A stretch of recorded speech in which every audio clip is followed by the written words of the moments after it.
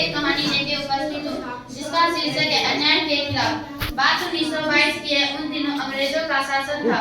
भारत देश अंग्रेजों का गुलाम था। अपने लोगों को तरह तरह के अत्याचार सहने पड़ते थे। अंग्रेज शासन ने अपने स्वार्थ पूरे करने के लिए भारत के लोगों को बहुत डरा धमका कर रखा था, पर उनकी धमकियों के खिलाफ लड़ने की हिम्मत रखने वाले भी लोग थे। ऐसे ही लोग थे आंध्र प्रदेश के कोया आदिवासी, और उनके नेता का नाम था श्री राम राजू। आंध्र के घने जंगलों के बीच रहने वाले कोया आदिवासी सीधी सादी खेतों के माध्यम से अपनी रोटी जुटाया करते थे, पर जब से अंग्रेजों ने उनके बीच आकर अपना हक जमाया, उनका जीवन मुश्किल हो गया। अंग्रेजों की योजना थी कि घने जंगलों और पहाड़ों को चीरती हुई एक सड़क बिछाई जाए, पर सड़क के निर्माण कार्य के लिए मजदूर कहां से आएंगे? यह सवाल जब तहसीलदार महोदय के सामने आया तो उनकी निगाह कोया आदिवासियों पर पड़ी। तहसीलदार का नाम था बेस्टियन का शासन द्वारा सड़क बनवाने का काम सौंपा गया। आदिवासी सहम गए, काम पर जाने लगे, पर उनका मन नहीं मानता था। वे अपमान से अंदर ही अंदर घुट रहे थे और गुस्से से सुलग रहे थे। उन्हीं दिनों एक साधु जंगल में आकर रहने लगा था। उस साधु का नाम था अल्लूरी श्री राम राजू। श्री राम राजू ने हाई स्कूल तक पढ़ाई की थी। उसके बाद अगली पढ़ाई छोड़कर वह 18 वर्ष की उम्र में ही साधु बन गया। जब वह उन जंगलों में रहने आया तो आदिवासी लोगों से अच्छी तरह हिल मिल गया। लोग उसे अपने दुख दर्द की कहानी सुनाते और पूछते कि कैसे अपने कष्टों से छुटकारा पाए। उसकी बात सुनकर आदिवासियों में हिम्मत आई। श्री राम राजू ने उन्हें यह भी बताया कि देश में और लोग भी अंग्रेजों के अत्याचार के खिलाफ लड़ रहे हैं।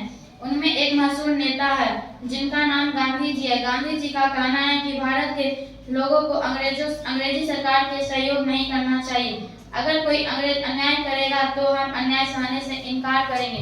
यह सब सुनकर कोया आदिवासियों का दिल मजबूत हुआ। फिर क्या था, विद्रोह की ऐसी आग भड़की कि अंग्रेजों के होश उड़ गए।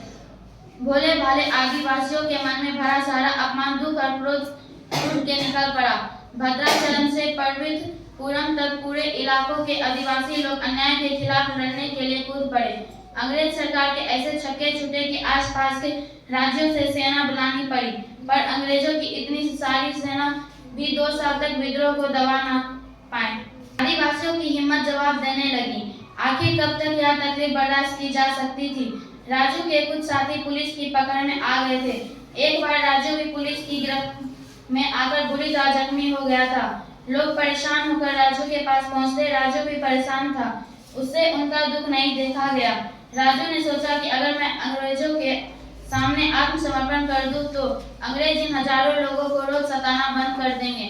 उसने देखा कि 2 वर्षों के इतने लंबे संघर्ष के बाद लोगों में कठिनाइयों का सामना करने की तैयारी नहीं रह पाई, और अंग्रेज सरकार तो उन्हें भूखा मारकर ही छोड़ेगी।